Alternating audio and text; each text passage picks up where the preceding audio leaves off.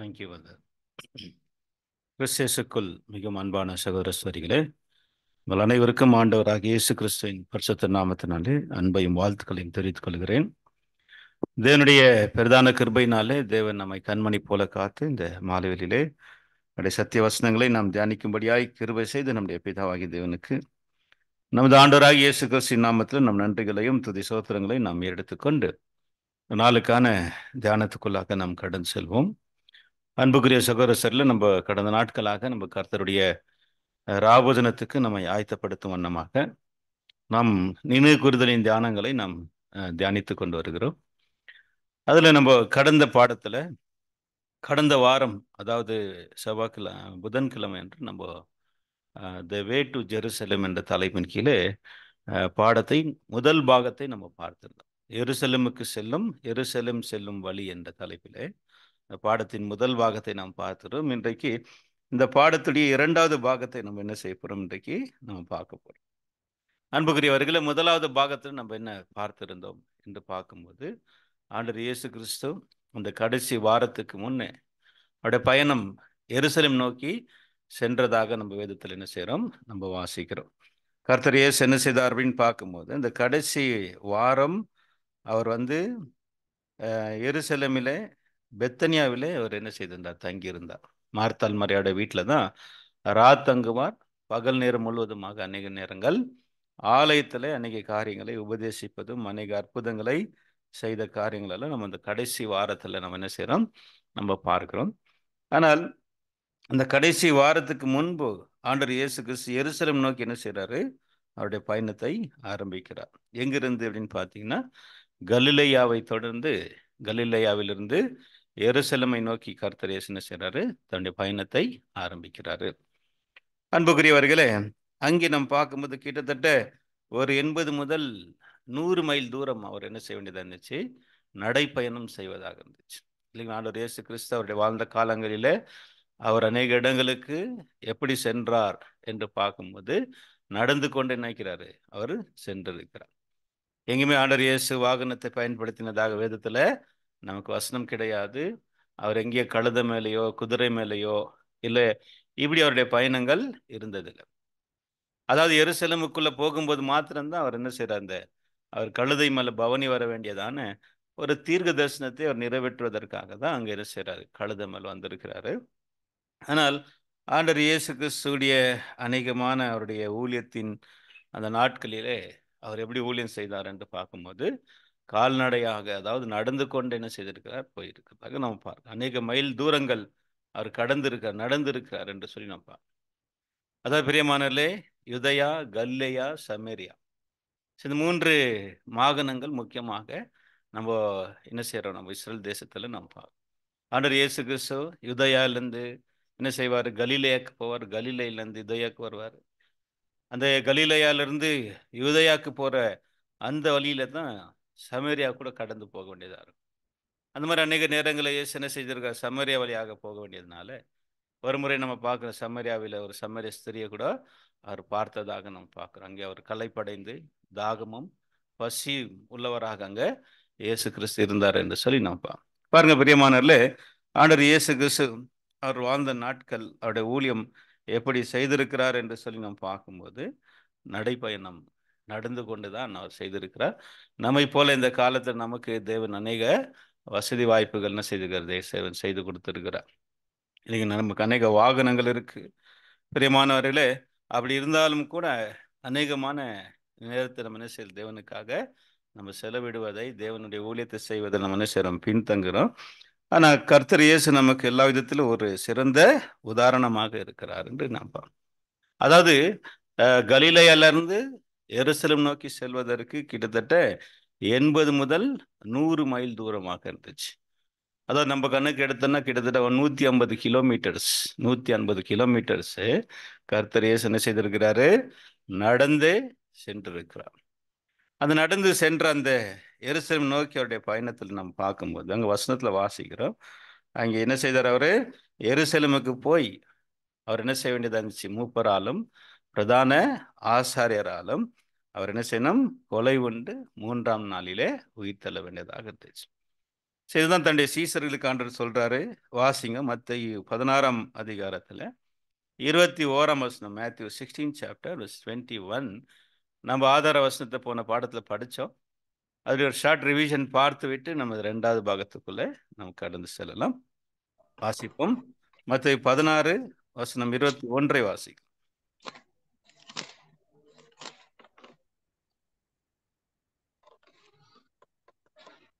மத்தேயு 16ஆம் அதிகாரம் 21ஆம் வசனம்.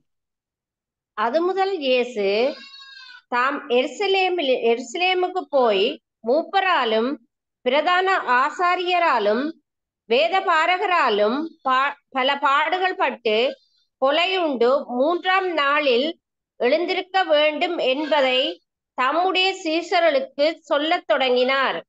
பிரியமான சகோதரர்களே, அப்ப தன்னுடைய சீசர்களுக்கு கடைசி ஆண்டவர் என்ன சொல்ல வந்தாரு? நம்ம எங்க போறோம் இப்போ? இப்போ எருசலேமுக்கு நம்ம என்ன செய்ய போறோம்? நம்ம போகிறோம் இல்லைங்களா? எருசலேமுக்கு போய் அது முதல் இயேசு எருசலேமுக்கு போய் மூப்பராலும் பிரதான ஆசரெல்லாம் வேத பாரகரால பாடுகள் பட்டு கொலை உண்டு 3ஆம் நாளிலே எழுந்திருக்க வேண்டும் என்று தன்னுடைய சீசர்களுக்கு சொல்ல தொடங்கினார். அன்புக்குரியவர்களே, இப்போ ஆண்டவர் இயேசு எருசலேமுக்கு போற அந்த வழியிலே கர்த்தர் இயேசுக்கு சொன்ன சில சம்பவங்களை தான் நம்ம இந்த பாடத்தில் நாம் பார்த்து வரோம். அதுல அவருடைய பயணத்துல குறிப்பாக ஒரு 5 சம்பவங்களை நம்ம என்ன செய்யறோம்? நம்ம கவனிக்க வேண்டியதா இருக்கு. அந்த எருசலேம்ல இருந்து கலிலேயாவிலிருந்து எருசலேமுக்கு போற அந்த பாதையில ஆண்டவர் இயேசு தன்னுடைய சீஷர்களுக்கு அவர் சொன்ன சில பாடங்களை நம்ம என்ன செய்திருக்கிறோம்? நம்ம அதுல 3 விஷயங்கள் நம்ம போன பாடத்துல நம்ம படிச்சிருந்தோம். முதலாவது பார்க்கும்போது கர்த்தர் இயேசு கிறிஸ்து தன்னுடைய மரணத்தை நோக்கி அவர் செல்லுதல். பாருங்க அன்புக்குரியவர்களே, இங்க எருசலேமுக்கு போனா அவருக்கு என்ன இருந்துச்சாங்க? பல பாடுகள் இருந்தது. அவரை முகத்துல துப்பி அடித்து கன்னத்துல அடித்து அவரை என்ன செய்வாங்க? துன்புறுத்தி அவரை கொலை செய்ய வேண்டிய ஒரு ஒரு சம்பவம் அங்க நடக்க போகுது. ஆனால் ஆண்டவர் இயேசு கிறிஸ்து அந்த மரணத்தையும் அவர் அடைய போற அந்த துன்பத்தை கண்டு அவர் பின் வாங்கினாரா என்று சொல்லி நாம் பார்க்கும்போது இல்லை. என்ன செய்தார் ஆண்டவர்? மரணத்தை எதிர்நோக்கி போறார். துன்பத்தை கஷ்டத்தை எதிர்நோக்கி போறாரு. என்ன காரணம் அப்படின்னு பார்க்கும்போது அது தேவனுடைய சித்தமாக இருந்துச்சு.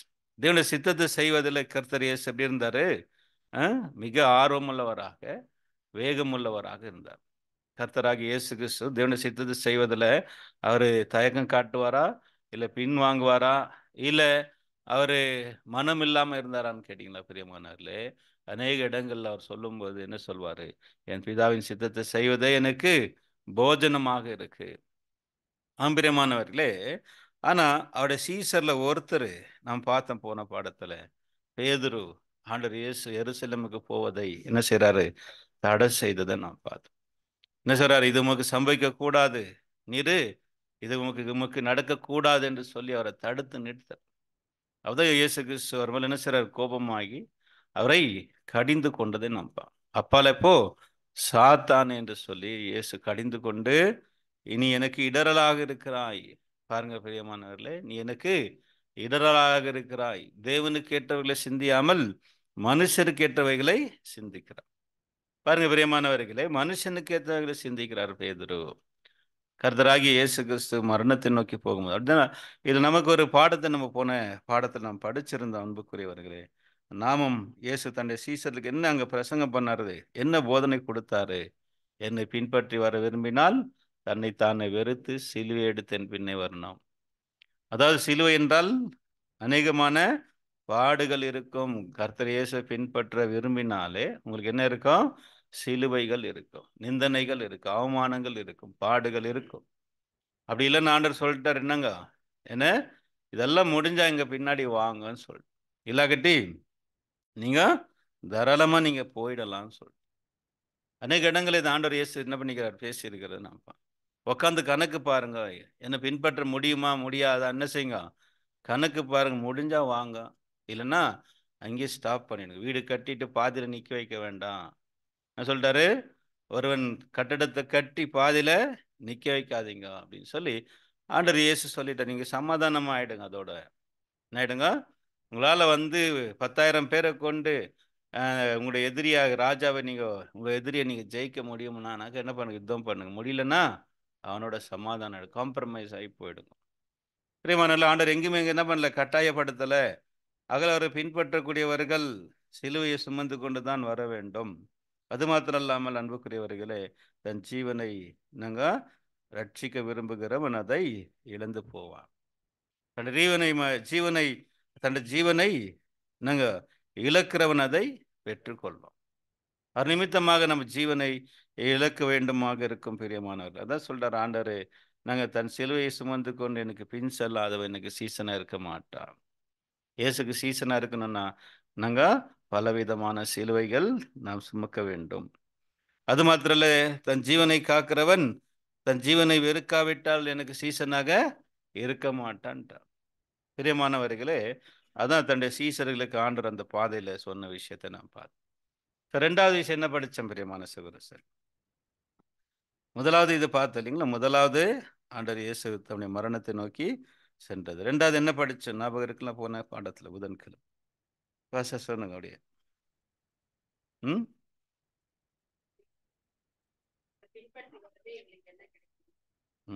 Very good. ரெண்டாவது கர்த்தர் என்ன செஞ்சார்னா, தன்னுடைய சீசர்களுக்கு ஜெபத்தை பத்தி ஒரு உவமை என்ன செய்யறார் சொல்லிக் கொடு. சொந்து போகாமல் என்ன செய்யணும், ஜெபிக்க வேண்டும் என்பதை குறித்து அவர்களுக்கு ஒரு உவமை அங்க சொன்னதாக நாம் பார்க்கிறோம். 18ஆம் அதிகாரத்துல ஆண்டவர் இயேசு என்னத்தை முக்கியத்துவப்படுத்துறாரு, ஜெபத்தை முக்கியத்துவப்படுத்தி பேசுறார். எப்படி ஜெபிக்கணும், எப்படியெல்லாம் ஜெபிக்கணும் நம்ம பார்த்து இல்லைங்களா, சோர்ந்து போகாமல் ஜெபிக்க வேண்டும். பிரியமானவர்களே, தேவன் என்ன செய்வாரு, நிச்சயமா அந்த அநீதியான நீதிபதி எப்படி விதவையுடைய வழக்க அவர் தீர்த்து வச்சாரோ, அதே போல ஆண்டவர் தம்மால் தெரிந்து கொள்ளப்பட்ட விஷயத்துல நீடிய பொறுமையாக இருந்து அவர்களுக்கு என்ன செய்வாரு, பதில் செய்வார். அதான் 18ல் நம்ம வாசித்த ஆண்டவரே, பிரியமானவர்களே, ஆண்டவர் ஒருபோதும் நம்முடைய ஜெபத்தை என்ன செய்யல, தடை செய்வதுக்கு. நாம் ஜெபிப்பதை தேவன் என்ன செய்றாரு, அதை விரும்புகிறார். அது நம்ம பார்த்து எப்படி ஜெபிக்கணும், அப்போஸ்தலர் பவுல் கூட நமக்கு அநேக இடங்களை சொல்லியிருக்கிறார். சோர்ந்து போகாமல் ஜெபிக்கணும், அப்புறம் இடைவிடாமல் ஜெபிக்கணும். இடைவிடாமல் ஜெபிக்கணும். ஒரு நாள் ஜெபிச்சு 10 நாள் விட்டு ப்ரேயர் பண்றதில்ல பிரியமானவர்களே, தினந்தோறும் ஜெபிக்கணும். இந்த பாதை நம்ம கடந்து போகணும் அப்படின்னாக்கா ஜெபம் மிக அவசியமான ஒன்றாக இருக்கு. இந்த நெருக்கமான பாதையில என்ன செய்யணும், நீங்க ஒவ்வொரு நாளும் கடக்கணும் அப்படின்னாக்கா தேவனுடைய உதவி மிக மிக அவசியமாக, தேவனுடைய பலம், தேவனுடைய கிருபை நமக்கு என்ன இருக்குது, மிக மிக அவசியமாக இருக்கு. இல்லாகட்டி நம்மால் என்ன செய்ய முடியாது, கடந்து செல்ல முடியாது. ஆண்டவர் இயேசு அதான் செய்தார் இல்லைங்களா அன்புக்குரியவர்களே, கடைசி வரைக்கும் அவர் ஜெபத்தை எங்கேயாவது நிறுத்தினாரா இல்லைங்களா? கெத்செமனேல என்ன செய்திருக்கிறார் ஆண்டவர், கண்ணீரிட்டு பலத்த சத்தத்தோடு ஜெபிச்சார். அதில் தான் ஆண்டவர் இயேசுக்கு மறுநாள் சிலுவையில் அந்த பாடுகள் எல்லாம் சகித்து வெற்றிகரமாக தன்னுடைய ஓட்டத்தை முடிக்க முடிஞ்சிச்சு. இல்லைன்னா பேதுரை போல என்ன செஞ்சிருப்பாரு, பேதுரை போல மறுதளிச்சிருப்பார். பேதுரு நைட்டர் ஆண்டவர் சொன்னார் இல்லை, பேதுருக்கு பல முறை வார்னிங் பண்றாரு. என்ன சொல்றாரு, விழித்திருந்து ஜெபம் பண்ணுங்கள் அப்படின்னு சொல்லி ஆண்டவர் சொன்னது அப்போஸ்தலர்கள் என்ன செய்யல, அப்போஸ்தலர்கள் கேட்கல. அவங்களுக்கு என்னங்க, நித்திரை தூக்கம்தான் விரும்பினாங்க. பைபிள் அநேக இடங்களை சொல்றாரு இல்லைங்களா, தூக்கத்தை விரும்பாதே, விரும்பினால் தரித்திரன் ஆவாய். கண் விழித்திரு, அப்போ ஆகாரத்தினால் திருப்தி ஆவாய்.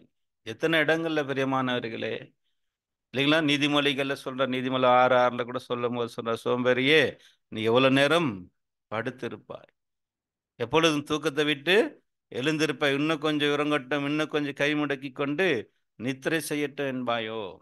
இல்லைங்களா, அவ்வளோ அருமையான வார்த்தைகள் சொல்றா இல்லைங்களா. அதை சொல்றாரு, எப்படி வருமா, தரித்திரம் வழி போக்கன போல வறுமை வந்துடும் வீட்டுக்கு. ஆவிக்குரிய வாழ்க்கை எப்படி இருக்கோ, ஏழ்மையாக இருக்கு. ஸ்பிரிச்சுவல் லைஃப் நாங்க வெரி புவரா இருக்கும்.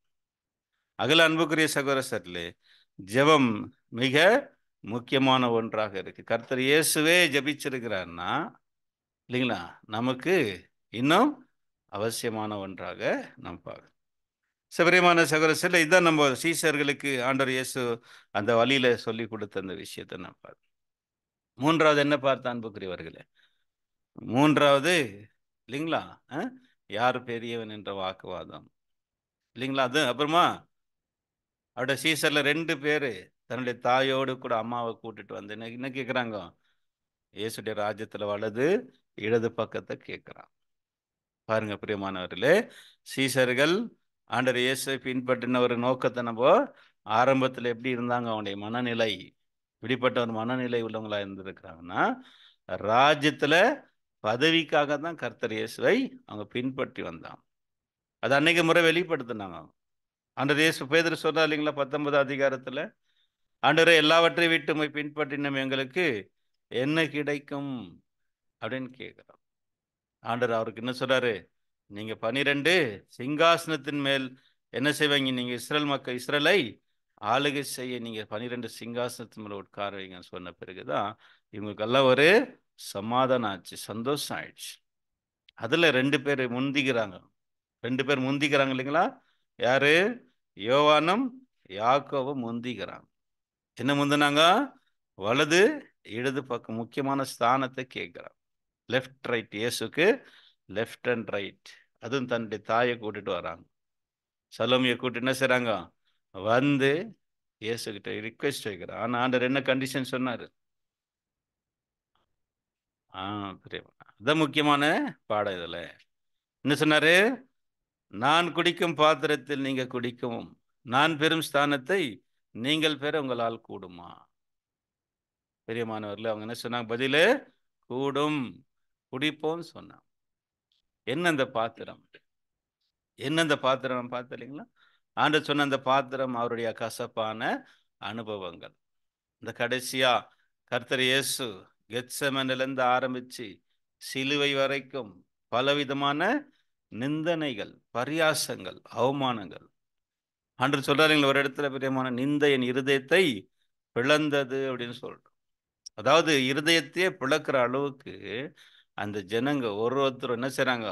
நிந்திக்கிறாங்க. நீ தேவனுடைய குமாரனானால் சிலுவையை விட்டு இறங்கி வா, தேவன் மேல் நம்பிக்கையா இருந்தானே, இவன் இஸ்ரவேலின் ராஜாவானால் தன்னைத்தானே ரட்சித்துக் கொள்ளும். பக்கத்துல இருக்கிற 2 கல்லர்களும் ஆண்டவர் என்ன பண்ணாங்க? நிந்தித்தாங்க. பிரியமானவர் போராடலாம் அவமானமும் நிந்தனைகள், பரியாசங்கள். யூதருடைய ராஜாவே வாழ்க என்று சொல்லி இல்லைங்களா, பிரியமானவர்கள், அந்த ஏரோதும் அவனுடைய சேவகர்கள் அவரை நிந்திச்சாங்க. பிலாத்துடைய சேவகர்கள் அவரை நிந்திச்சாங்க, பரியாசங்கள் பண்ணாங்க. இதெல்லாம் ஆண்டவர் இயேசுக்கு எப்படி இருந்துச்சு அப்படின்னா, அதான் வசனம் சொல்லுது, உம்முடைய நிந்தனை என் இருதயத்தை பிளந்தது. பாருங்க அன்புக்குரியவர்கள், ஆண்டவர் இயேசுடைய அந்த இதய நிலையை கொஞ்சம் நம்ம யோசித்து பார்ப்போம். எந்த அளவுக்கு அவருடைய டெத்து கூட சொல்லும் போது, அவருடைய மரணம் கூட எப்படி நடந்திருக்குது. இயேசு எப்படி ஆக்சுவலி செத்தார்னா, சிலுவையில் அறியப்பட்டதுனால அவர் சாகல. அன்புக்குரிய சகோதரர்களே, அவருடைய இதயம் வெடிச்சிருக்குன்னு சொல்லு சரித்திரம். ஆராய்ச்சிகள் என்ன சொல்லுது? அவருடைய இதயம் வெடிச்சிருக்கு, பிளாஸ்ட் ஆயிருக்குன்னு அநேக ஸ்காலர்ஸுங்க இது என்ன செய்றாங்க சொல்றோம். எப்படி அவருடைய இதயம் வெடிச்சிருக்குது அப்படின்னு கேட்டீங்கன்னா, எல்லா பக்கமும் நிந்தனைகள், அவருக்கு ஏற்பட்ட அந்த நிந்தனைகள், பிரியமானவர்களே, அதுதான் அந்த பாத்திரம். என்ன போலவே நீங்க இந்த பாத்திரத்துல பானம் பண்ணுவீங்களா அப்படின்னு சொல்லி தன்னுடைய சீசர்ல பார்த்து என்ன செய்றாரு கேட்டார். அங்க கூடும் நாங்க, ஆமா பிரியமானவர்களே, நமக்கு அதுதான் இல்லைங்களா? கிறிஸ்துவுக்காக அவமானத்தை ஏற்றுக்கொள்வோமா? கிறிஸ்துவுக்காக நிந்தனைகளை ஏற்றுக்கொள்வோமா?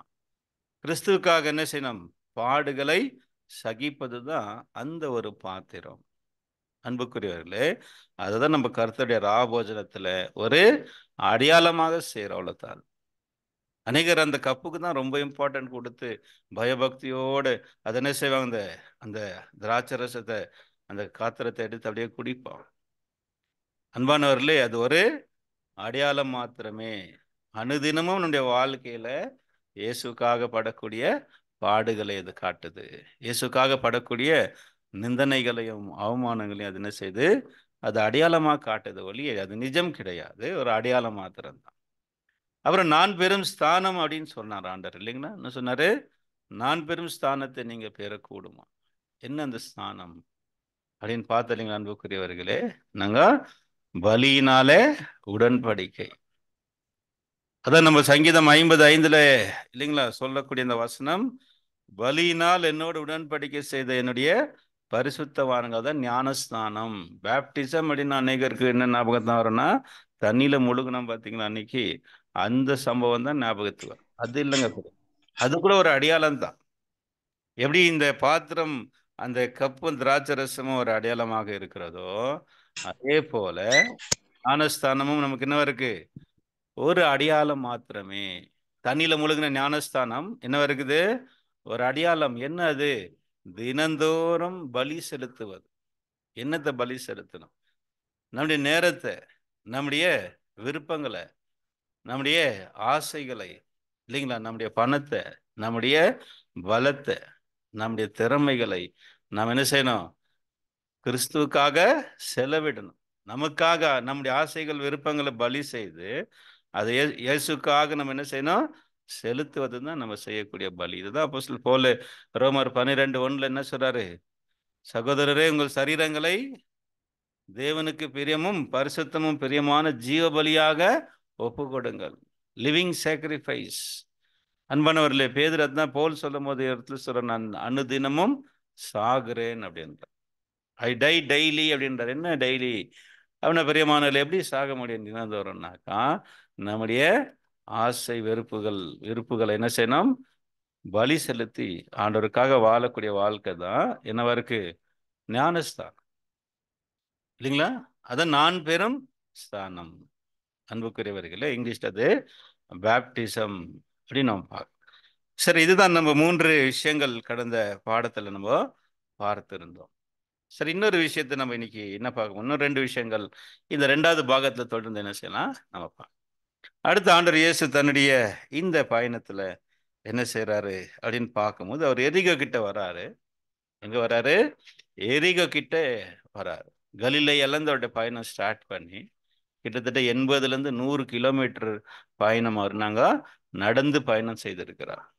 80 to 100 மைல்ஸ், கிட்டத்தட்ட 150 கிலோமீட்டர் கணக்குப்படி பார்க்கும்போது அந்த பயணத்துல இப்போ எங்க நெருங்கிட்டாரு ஆண்டவர் இயேசு கிறிஸ்து அப்படின்னு பார்க்கும்போது, எங்கங்க எங்க நெருங்கிட்டாரு? எங்க சொன்ன? எரிகோ.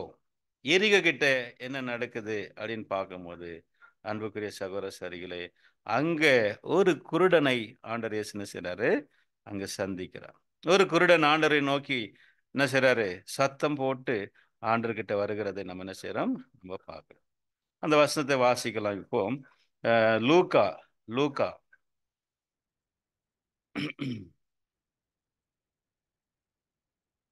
ஒரு நிமிஷம்.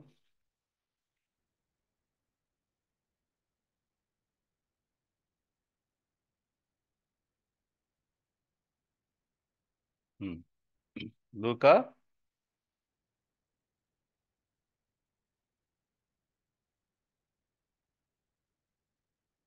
ஒரு நிமிஷம். 18ஆம் அதிகாரத்துல 36ஆம் வசனத்திலிருந்து ஒரு சில வசனங்களை வாசிக்கலாம். லூக்கா 18ஆம் அதிகாரம் 36லேருந்து சில வசனங்களை நம்ம வாசி.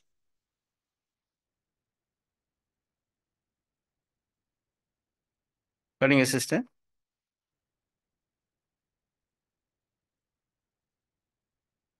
ஜனங்கள் நடக்கிற சத்தத்தை அவன் கேட்டு போகிறார் என்று அவனுக்கு அறிவித்தார்கள். அவன் எனக்கு இறங்கும் என்று கூப்பிட்டான். முன் நடப்பவர்கள் அவன் பேசாமல் இருக்கும்படி அவனை அதட்டினார்கள். அவனோ, தாவீதின் குமாரனே, எனக்கு இறங்கும் என்று மிகவும் அதிகமாய் கூப்பிட்டான். Okay sir. இயேசு நின்று அவனை தம்மிடத்தில் கொண்டு வரும்படி சொன்னார். போதும் சிஸ்டர்.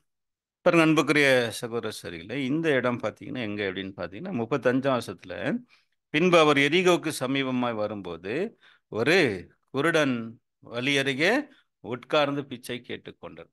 யார் இந்த குருடன்? இவருடைய பேர் வந்து இங்க என்ன செய்யப்பட்டிருக்கு அப்படின்னு பார்க்கும்போது இங்க சொல்லப்பட்டிருக்கு. அது வந்து மார்க் 10ஆம் அதிகாரத்துல அங்கே அவருடைய பேர் அங்க சொல்லப்பட்டிருக்கு. மார்க் 10ஆம் அதிகாரம் 46ல வாசிக்கும்போது அங்க அவருடைய பேர் என்னன்னா, பின்பு அவர்கள் எரிகோக்கு வந்தார்கள். அவரும் அவருடைய சீஷர்களும் திரளான ஜனங்களும் எரிகோ விட்டு புறப்படுகிற போது திமேயுவின் மகனாகிய பர்திமேயு என்கிற ஒரு குருடன் வழி அருகே உட்கார்ந்து பிச்சை கேட்டு கொண்டிருந்தான். இவர் பேர் என்னங்க? பர்திமேயு என்ற பெயர். இந்த குருடன் ஆண்டவர் இயேசுவை நோக்கி என்ன செய்றாரு? அங்கே ஜனக்கூட்டம் என்ன செய்யணும்? அவர்கிட்ட அவர் பின்னாடி ஒரு பெரிய கூட்டம் அவரை பின்னாடி என்ன செய்துக்குது? தொடர்ந்து இருக்குது. அதனால இப்போ அந்த கூட்டத்தாருடைய சத்தத்தை அவன் கேட்டு என்ன செய்றார்? விசாரிக்கிறார். அக்கம் பக்கத்து என்ன செய்றாரு? விசாரிக்கிறார். யாரு இங்க போறது அப்படின்னு சொல்லி விசாரிக்கும் போது அப்ப என்ன சொன்னாங்க? 37 லூக்கா 18:37 நசரனாகி இயேசு போகிறார் என்று அவனுக்கு அறிவித்தார்கள். அப்பொழுது அவன், இயேசுவே, தாவீதின் குமாரன், எனக்கு இறங்கும் என்று கூப்பிட்டான். பிரியமானவர்களே, இயேசுவை அவர் உடனே என்ன அக்செப்ட் பண்ணிட்டார் அப்படின்னு பார்க்கும்போது, மேசியா, தாவீதின் குமாரன்னா மேசியா. மேசியாவாக என்ன செய்றார்? புரிஞ்சுக்கிறார். உடனே காருங்க, கண்ணு தெரிஞ்ச அநேகருக்கு என்ன தெரியல? இயேசுதான் மேசியா என்ன பண்ண முடியல, அவரை அக்செப்ட் பண்ண முடியல. ஆனா கண்ணு தெரியாத இந்த பர்தேமை என்ன செய்றார்னா, தாவீதின் குமாரனே, தாவீதின் குமாரனே என்றால் மேசியா என்று நாம் பார்க்கிறோம். அதுதான் அவங்களுடைய நம்பிக்கை. மேசியாவை அவங்க தாவீதின் குமாரன் என்று என்ன செஞ்சிட்டாங்க? நம்பிட்டு தாவீதுடைய வம்சத்தில் என்ன செய்வாரு? ராஜா வருவாரு, மேசியா என்ற ராஜா வருவார் என்று சொல்லி நாம் பாருங்க பெரியமான. அடுத்து என்ன செய்றார் அப்படின்னு பார்க்கும்போது, அப்ப முன் நடப்பார்கள் அவன் பேசாமல் இருக்கும்படி அவனை அதட்டினார்கள். என்ன செஞ்சாங்களா? அநேகர் அவர் அதட்டுறாங்க. ஆனாலும் அவன் என்ன செய்றாரா? அந்த அதட்டலுக்கு அவர் அடங்காம இன்னும் அதிகமாய் சத்தம் விட்டு கூப்பிட்டான் என்று நம்ம என்ன செய்றோம்? நம்ம பார்ப்போம். இயேசு என்ன செய்றாரு? இயேசு உடனே அங்க நின்று இயேசு என்ன செய்றாரு? அவரை தமிழத்தில் கொண்டு வரும்படி சொன்னார். பாருங்க பிரியமானவர்களே, இப்ப ஆண்டவர் இயேசுக்கு இவன் முதல் முறை கூப்பிடும் போதே இயேசுக்கு தெரியலையா? முதல் முறை கூப்பிட்டாரு, தாவீதின் குமாரனை எனக்கு இறங்கும் என்று கூப்பிடும் போது இயேசு ஏன் நிக்கல? ஏன் ஆண்டவருக்கு தெரியலையா அப்படின்னு பார்க்கும்போது, நிச்சயமா ஆண்டவருக்கு எல்லாமே தெரியும். ஆண்டோடைய வஸ்திரத்தை தொட்டவங்க யாருன்னு அவரால் என்ன பண்ண முடியுது? அவரால் கண்டுபிடிக்க முடியும் போது, இப்படி ஒருத்தர் தன்னை நோக்கி கூப்பிடுகிறத ஆண்டவர் இயேசு கேட்டும் ஏன் அப்படியே கடந்து போறார் அப்படின்னு பார்க்கும்போது, ரெண்டாவது முறை இன்னும் அதிகமாக கூப்பிடுறார். என்ன அங்கன்னு பார்த்தீங்கன்னா, பிரியமான சகோதர சரியில்லை, இங்க இந்த குருடனுடைய விசுவாசத்தை ஆண்டவர் என்ன செய்றாரு? அங்க டெஸ்ட் பண்றார், பரீட்சை பண்றார். ஒரு சவுண்டு போட்ட உடனே அவர் சைலண்ட் ஆகல. என்ன செய்றாரு? இன்னும் அதிகமாய் கூப்பிட ஆரம்பித்தார் என்று சொல்லி நம்ம இங்க பார்க்கிறோம். அப்ப ஆண்டவர் கிட்ட வந்துட்டு அவர்கிட்ட என்ன செய்றாரு அப்படின்னு பார்க்கும்போது, நான் உனக்கு என்ன செய்ய வேண்டும் என்று நீ இருக்கிறாய் என்று கேட்கிறார். அப்ப உடனே அவர் என்ன கேட்டாரு? அவர் எனக்கு ஆஸ்தி கொடுங்க, அந்தஸ்து கொடுங்கன்னு கேட்காம என்ன கேட்டாரு? நான் பார்வையடைய விரும்புகிறேன். என்ன கேட்டாருங்க? பார்வையடைய வேண்டும் என்று கேட்டார். உடனே ஆண்டவர் இயேசு என்ன செஞ்சாருனாக்கா, நீ பார்வையடையவாக, உன் விசுவாசம் உன்னை ரட்சித்தது. பாருங்க அன்புக்குரிய சகோதரர்களே, அநேக இடங்கள்ல ஆண்டவர் இயேசு கிறிஸ்து அநேக குருடர்களை சுகப்படுத்தி இருக்கிறார் இல்லைங்களா? நம்ம பைபிள பார்க்கிறோம். ஒரு முறை ஒரு குருடனை, பிறவி குருடன் ஆண்டவர் இயேசு என்ன செஞ்சுக்கிறாரு? இயேசு கிறிஸ்து சுகப்படுத்தி இருக்கிறாரு. அவன் கண்கள்ல சேர உண்டாக்கி அவன் கண்கள்ல பூசி, நீ போய் சிலுவாம் குளத்தை என்ன செய், கழுவுன்னு சொல்லி இருக்கிறான். இன்னொரு முறையும் முன்னொரு குருடன் இன்னொரு செயல்பாடு செய்து சுகப்படுத்தி இருக்கிறாரு. ஆனா இந்த பர்தேமைக்கு மாத்திரம் ஆண்டவர் இயேசு உடனே டைரக்டாவே என்ன சொல்லிட்டாரு? பார்வையடையவாயாகன்னு சொல்லிட்டு. ஏன் அப்படின்னு பார்க்கும்போது, அந்த ரெண்டு குருடர்களுக்கு ஏன் செயல்முறை செஞ்சு கண்ணில் என்னங்க அந்த சேர பூசி அதுக்கப்புறம் சுகப்படுத்தினாரு? இவருக்கு மாத்திரம் வெறும் வார்த்தையில பார்வையடையவாகன்னு ஏன் சொன்னார்? என்ன ரீசன்? என்ன ரீசன்? அதுக்கு பதில் இந்த வசனத்துல இருக்கு. என்ன இருக்கு? என்னங்க ரீசன்? உன் விசுவாசம் உன்னை ரட்சி. அந்த ரெண்டு பேருக்குமே விசுவாசம் இல்லை. விசுவாசம் குறைவாக இருக்கிறது. இன்னவருக்கு குறைவாங்கக்குள்ள விசுவாசத்தை கிரியேட் பண்றதுக்காக தான் சில செயல்பாடுகளை இயேசு செய்ய வேண்டியதா இருக்கு.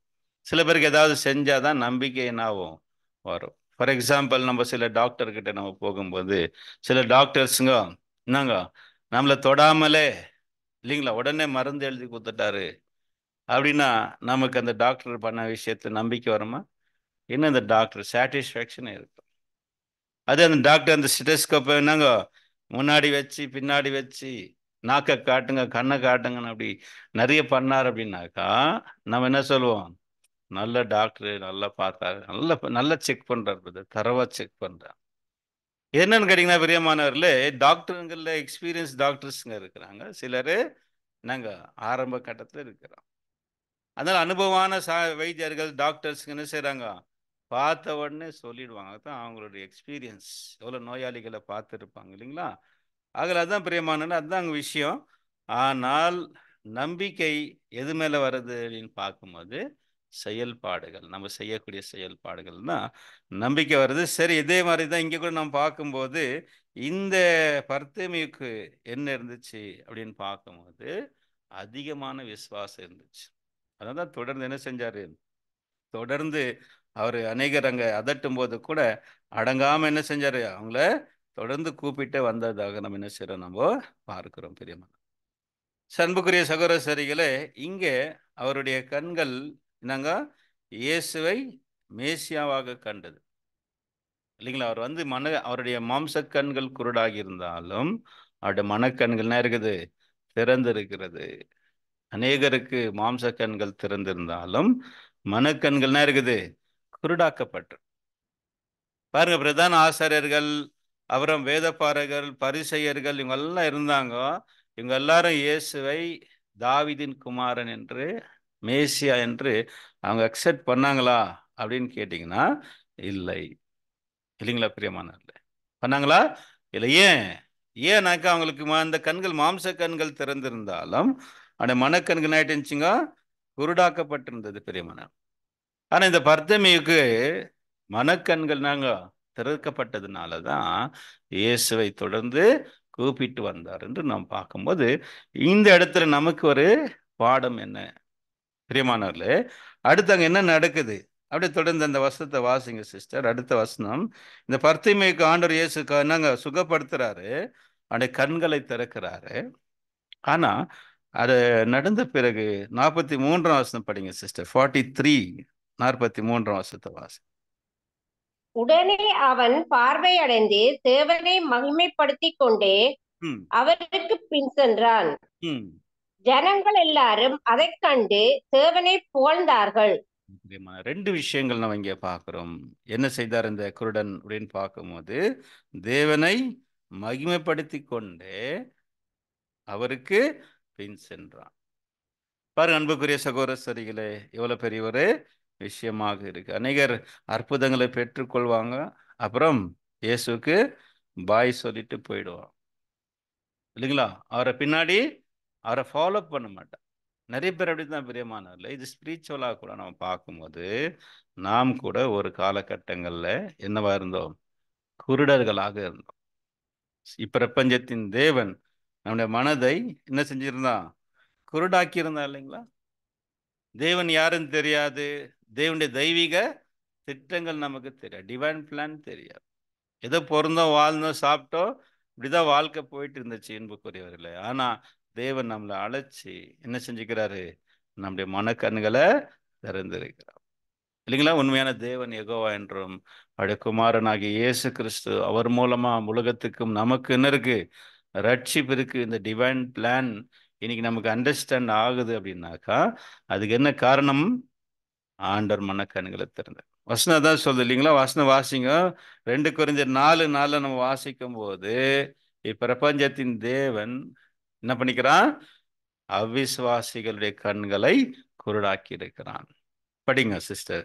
2 கொரிந்தியர் 4ஆம் அதிகாரத்துல 4ஆம் வசனத்தை வாசிங்க. தேவனுடைய சாயலாய் இருக்கிற கிறிஸ்துவின் மகிமையான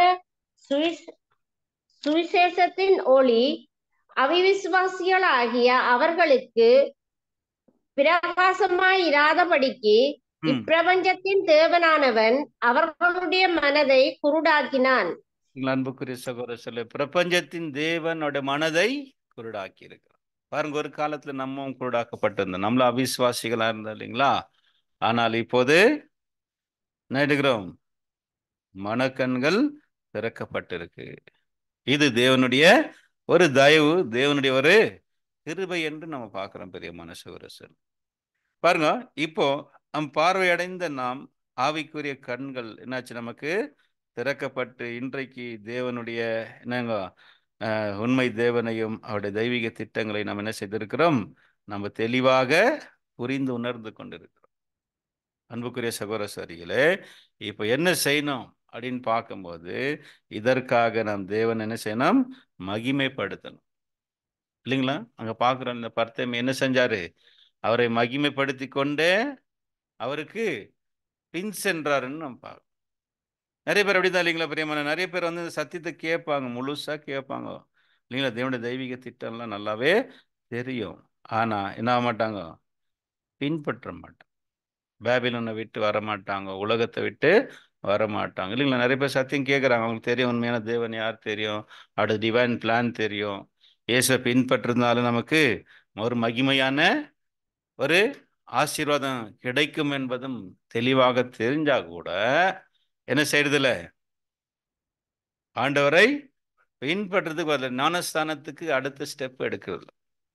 அதான் பிரியமானவர்களே, இங்க நமக்கு என்ன பாடங்க சகோதரங்க கொடுக்குறாங்க அப்படின்னு பார்க்கும்போது, இப்ப மனக்கண்கள் திறக்கப்பட்ட உடனே இந்த பர்த்தேமை என்ன செஞ்சாரு அப்படின்னு பார்க்கும்போது, அன்புக்குரியவர்களே, அவர் தேவனை மகிமைப்படுத்தினார்.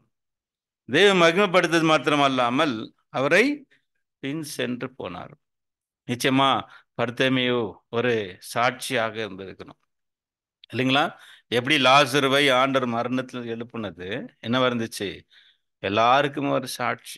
4 நாள் மறிச்சு 4 நாள் ஆகிட்டு ஒருத்தர் என்ன பண்ணிக்கிறார்? ஆண்டவர் உயிரோட எழுப்புனார். அதனால ஒரு ஒரு விட்னஸா இருந்தார். யாரு?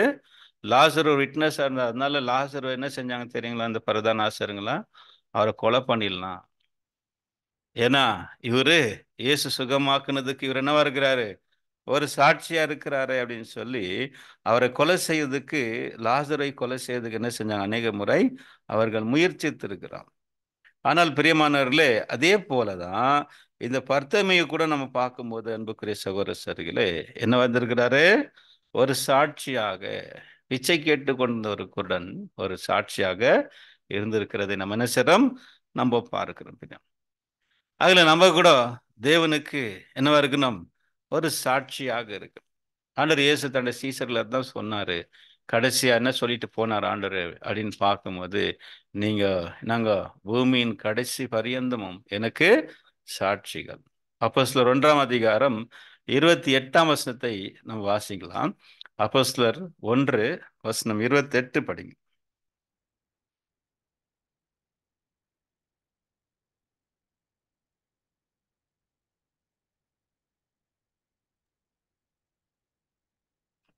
அப்போஸ்தலர் 1 8 படிங்க.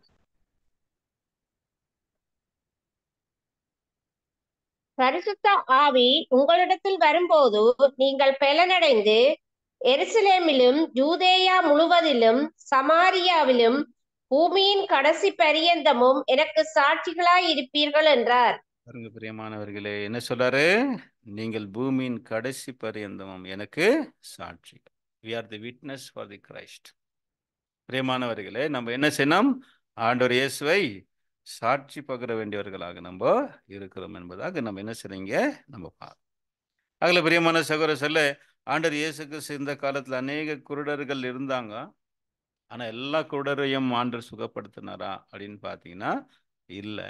ஒரு சிலரை சுகப்படுத்தினார். என்ன காரணம் அப்படின்னு பார்க்கும்போது விசுவாசம்தான். அநேகருக்கு என்ன இல்லை? ஆண்டவர் மேல விசுவாசம் இல்லை. ஆனால் யாரெல்லாம் விசுவாசித்து அவரை தேடி வந்தாங்களோ அவங்கள என்ன செய்யல? ஆண்டவர் வெறுமையாக அவங்கள அனுப்பல. அவங்கள வெறுமையை அனுப்புனாரா? இல்லை, என்னால முடியாது, உன்னை சுகப்படுத்த முடியாது அப்படின்னு சொன்னாரான்னு பார்த்தா இல்லை. இயேசு விசுவாசிக்கிறவங்களுக்கு கண்டிப்பா என்ன கிடைக்கும்? அற்புதம் கிடைக்கும். அற்புதம்னா நம்ம எதிர்பார்க்குற மாதிரி இன்னைக்கு உலக மக்கள் எதிர்பார்க்குற மாதிரியும் வேறு சபைகள் எதிர்பார்க்குற மாதிரி அற்புதங்கள் இல்லை. Spiritual miracle. ஆண்டவர் நம்ம என்ன செய்வாரு?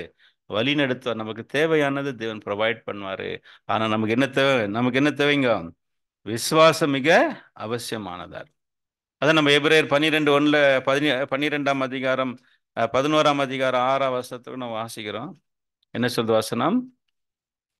விசுவாசம் இல்லாமல் தேவனுக்கு பிரியமாயிருப்பது கூடாத காரியம். அன்புக்குரியவர்களே, அதுல தேவன் ஆண்டவர் விசுவாசிக்கும் போது நிச்சயமாக தேவன் நமக்கு என்ன செய்றாரு? மிராக்கிள் செய்கிறதாக நாம் பார்க்கிறோம். சரி, இப்போ ஆண்டவர் இயேசுடைய பயணம் அப்படியே தொடர்ந்து கொண்டு எரிகுவை கடந்து எங்கே இப்போ நுழையிறாரு அப்படின்னு பார்க்கும்போது ஜெருசலேம். பிரியமானவர்களே, எருசலேமுக்கு ஒரு என்ட்ரி கொடுக்குறாரு. அந்த என்ட்ரி இல்லைங்களா, அவருடைய அந்த வெற்றிகரமான நுழைவு, ட்ரயம்ப் என்ட்ரி என்று சொல்லி இந்த ஒரு விஷயத்தை சொல்றோம். அதாவது இப்போ ஆண்டவர் இயேசு எருசலேம் நெருங்கிட்டாரு. அங்கே நடந்த சம்பவங்கள்லாம் நமக்கு நன்றாக தெரியும். ஆண்டவர் இயேசு எருசலேமுக்குள்ள நுழையும் போது என்ன நடந்துச்சு, நுழையிறதுக்கு முன்னாடி என்ன நடந்துச்சு, இயேசு எருசலேமுக்கு முன்னாடி நுழையிறதுக்கு முன்னாடி என்ன செஞ்சாராம், என்ன செஞ்சாரு? ஒரு முக்கியமான விஷயம் செஞ்சார் இல்லைங்க. எருசலேமுக்குள்ள போறதுக்கு முன்னாடி ஒரு விஷயத்த செஞ்சாரா? Very good. எருசலேமுக்காக என்ன செஞ்சார் அவரு? கண்ணீர் விட்டு அழுதாரு. பிரியமானவர்களே, வாசனம் வாசிங்க. லூக்கா 19ஆம் அதிகாரத்துல 41ஆம் வசனம், 40, 41 வாசி.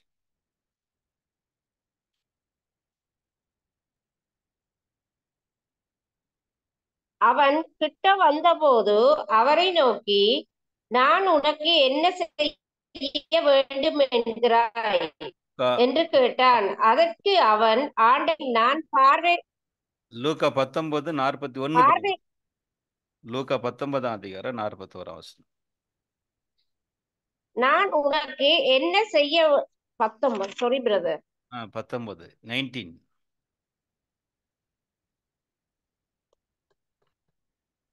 லூக்கா 19. அவர் சமீபமாய் வந்து ம். நகரத்தை பார்த்து அதற்காக கண்ணீர் விட்டு அழுது, போதும் சிஸ்டர். பாருங்க பிரியமானவர்களே, சாண்டர் இயேசு கிறிஸ்து இப்போ எருசலேமுக்குள்ள உனக்கிடையில் நுழையறதுக்கு முன்னாடி என்ன செஞ்சார் அப்படின்னு பார்க்கும்போது அதற்காக கண்ணீர் விட்டு அழுது. அன்புக்குரிய சகோதர சரிலே, ஆண்டவர் இயேசு கிறிஸ்து எத்தனை முறை அழுது பைபிள்ல பதிவு செய்யப்பட்டிருக்கு? ம் 2 முறை இல்லைங்களா? கரெக்டுங்களா? 3 முறை அழுதுருக்கிறார். ஒண்ணு லாசருடைய மரணத்துல, அப்புறம் 2வது எருசலேமுக்காக அழுதுருக்கிறாரு, 3வது கெத்செமனேல அவர் பலத்த சத்தத்தோடும் கண்ணீரோடு என்ன செஞ்சுக்கிறார்? ஜெபிச்சார் இல்லைங்களா?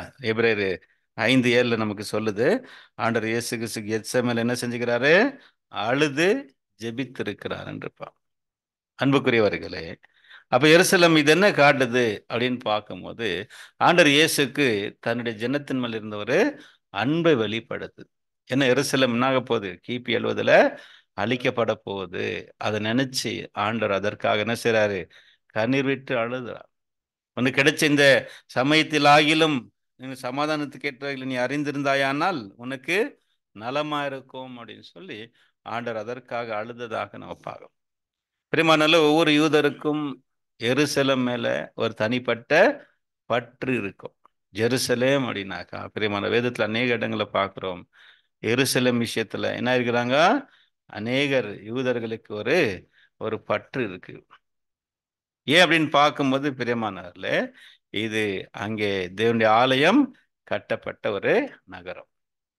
அதனால்தான் தேவனுடைய இந்த எருசலேம் நகரத்து மேல எல்லாருக்குமே ஒரு விசேஷித்த அன்பு இருக்கு. பைபிளை நாம் பார்க்கிறோம். அதே போல ஆண்டவர் இயேசுவுக்கும் எருசலேம் மேல, இஸ்ரவேல் தன்னுடைய ஜனங்கள் மேல என்ன இருந்துச்சு? ஒரு அன்பு இருந்ததுனால தான் அவங்களுக்காக கண்ணீர் விட்டு அழுதார் என்று பார்க்கிறோம். சரி பிரியமான, இப்ப என்ன நடந்துச்சு அங்க? அங்க என்னெல்லாம் நடந்திருக்கு அப்படின்னு பார்க்கும்போது, இது டேட் என்ன டேட்டு? இயேசு கிறிஸ்து எருசலேமுக்குள்ள என்டர் ஆகுறார் இல்லைங்களா? அன்னைக்கு என்ன தேதி? யார் சொல்றீங்க பார்க்கலாம்? அன்னைக்கு என்ன டேட்டு சொல்லுங்க. சுரேஷ் சொல்றாரு 10ஆம் தேதி. என்ன தேதி? என்ன மாசம்? ஆபிப் மாதம் அல்லது நீசான் மாதம் 10ஆம் தேதி இல்லைங்களா? பிரியமானவர்கள், அந்த டேட் நம்ம கொடுத்துருக்கு. பஸ்கா பண்டிகை வர்றதுக்கு 6 நாளைக்கு முன்னாடி இயேசு பெத்தனியாவிலே நம்ம மார்த்தா மரியாவோட வீட்டில் என்ன செஞ்சார்? ராவு இருந்து நடந்துச்சு அவருக்கு. அப்புறம் மறுநாள் இயேசு எருசலேமுக்குள்ள வரார்.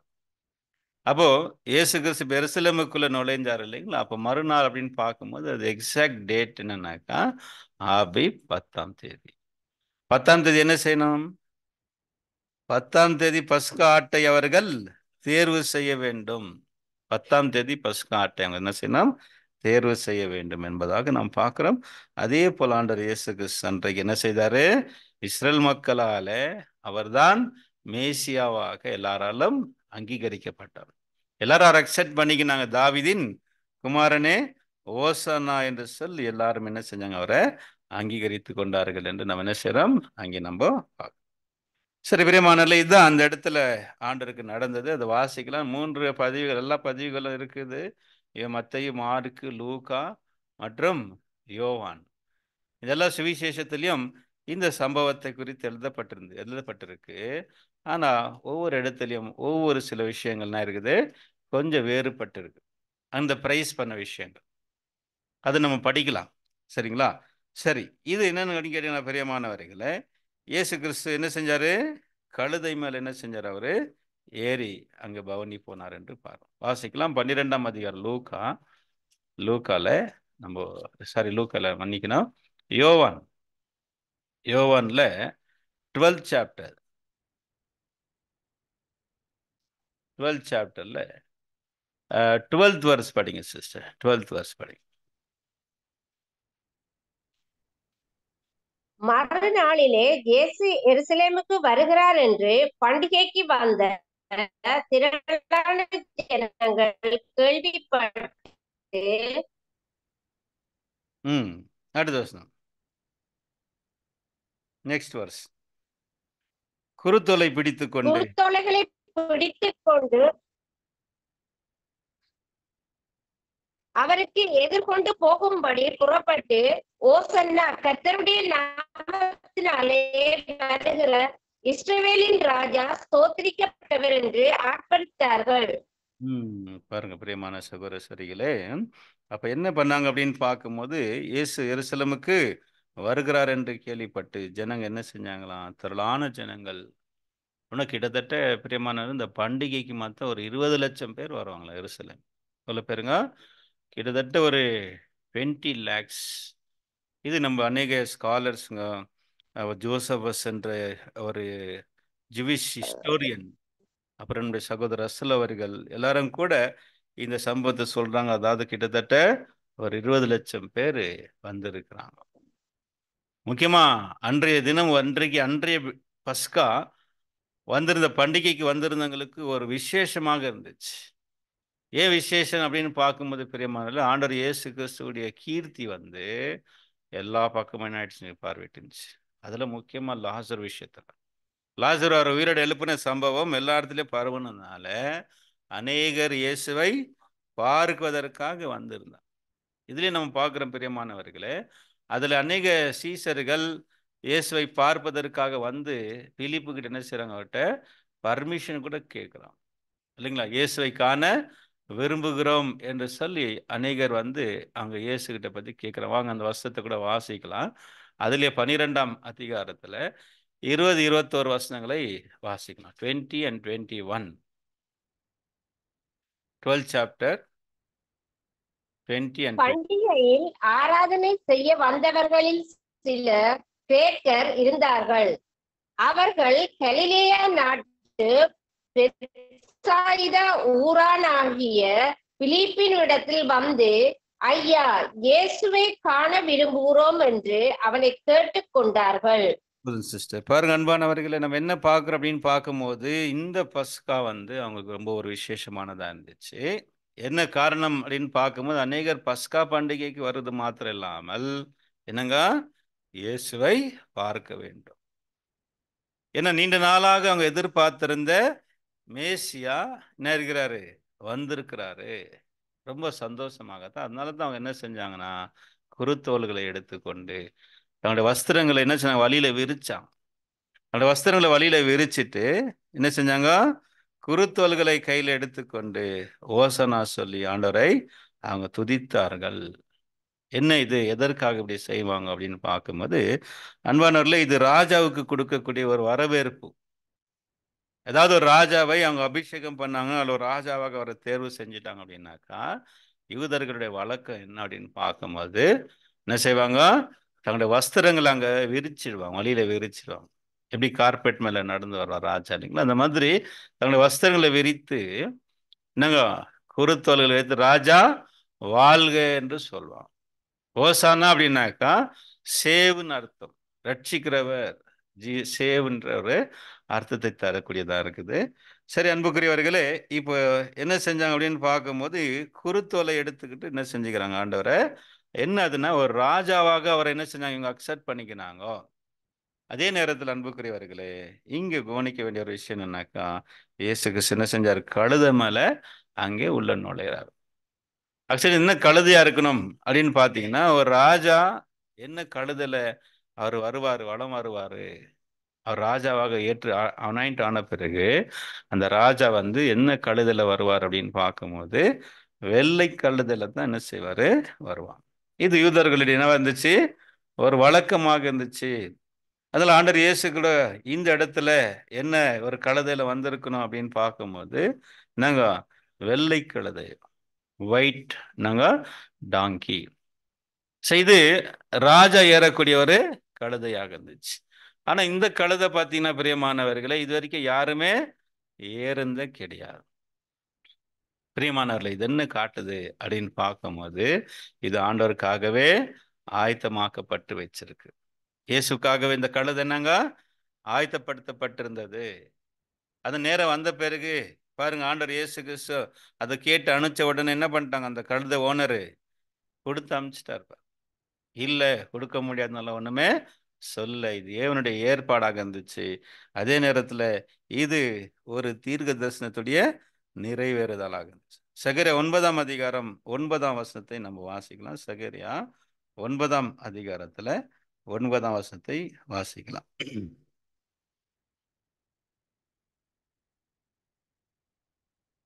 சகரியா 9:9 படிங்க. சீயோன் குமாரத்தியே மிகவும் களிகூரு, ம் எருசலேம் குமாரத்தியே கம்பீரி. ம் இதோ உன் ராஜா உன்னிடத்தில் வருகிறார். ம் அவர் நீதி உள்ளவரும் ரட்சிக்கிறவரும் தாழ்மை உள்ளவரும் ம் கழுதையின் மேல் கழுதை குட்டியாகிய மரியின் மேலும் ஏறி வருகிறாரா இருக்கிறார். பாருங்க அன்புக்குரிய சகோதரர்களே, இந்த ப்ராஃபஸி தான் அங்க என்னாச்சுங்க. கழுதை குட்டியும் ஆகிய மரியின் மேலும் போதும் சிஸ்டர். ஆமாம் பிரியமான சகோதரர்களே, சகரியா 9ஆம் அதிகாரம் 9ஆம் வசனத்தை சொல்லப்பட்டதான தீர்க்க தரிசனத்துடைய ஒரு நிறைவேறுதல்.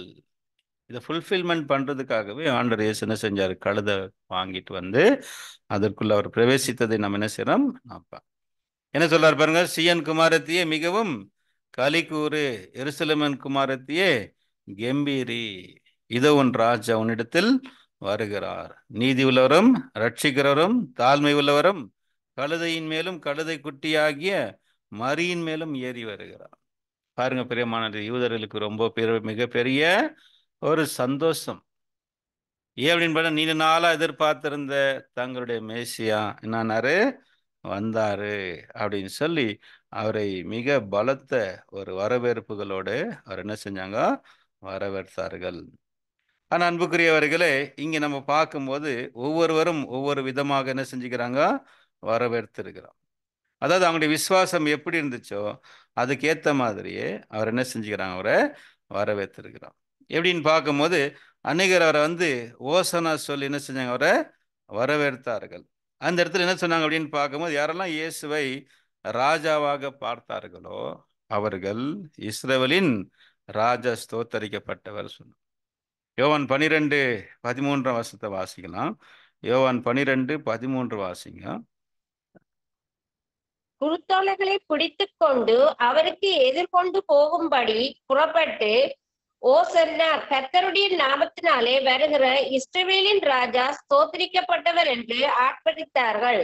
இந்த பிரியமானவர்களே, இங்கே என்ன சொல்லப்படுது அப்படின்னு பார்க்கும்போது இஸ்ரவேலின் ராஜா என்று சொல்லப்படுது.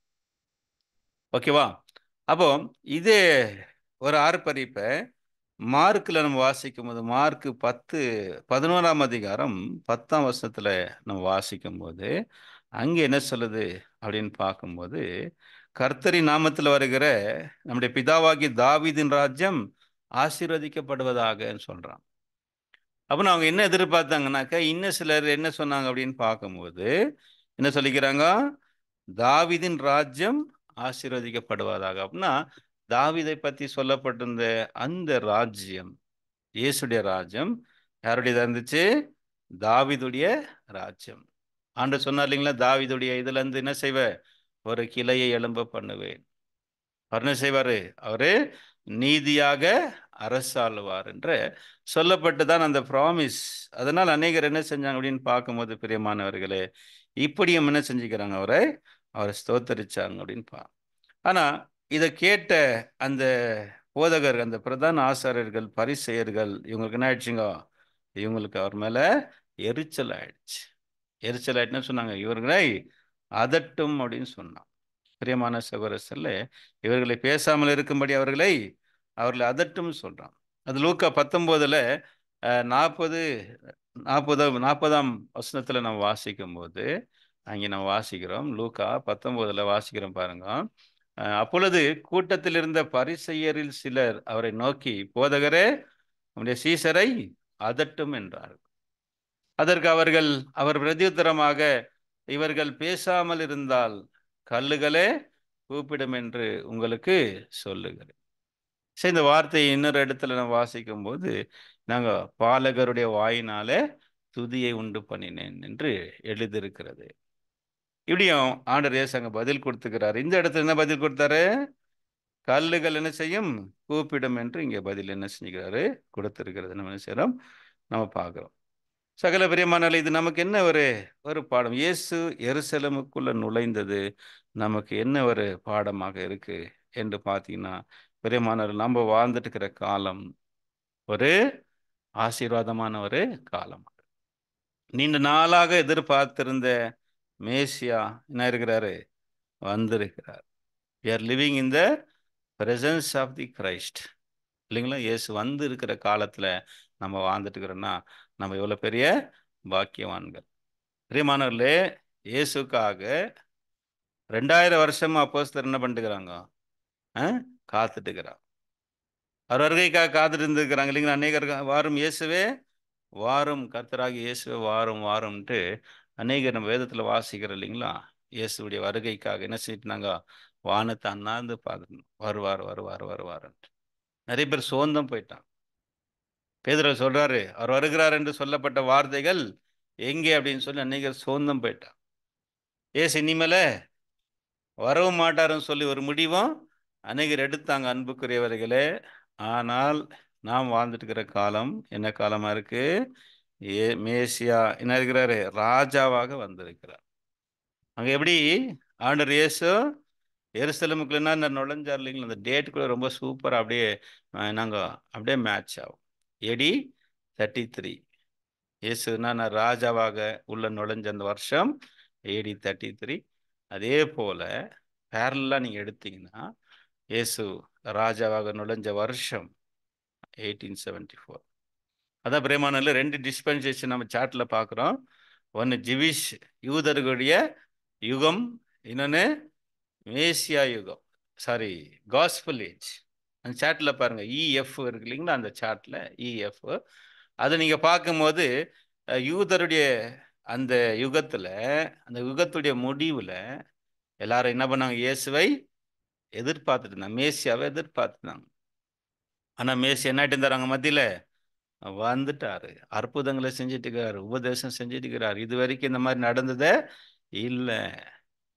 ஆனாலும் அவங்கள ஒரு சிலரை தவிர அநேகர் அவர் என்ன பண்ணல, அறியாதபடிக்கு குருடரா இருந்தான். அதே போல மேசியா சுவிசேஷ யுகம் முழுவதுமாக, கிறிஸ்துவ யுகம் முழுவதுமாக ஜீசஸுடைய செகண்ட் கம்மிங்காக என்ன பண்ணிட்டு காத்துட்டான்.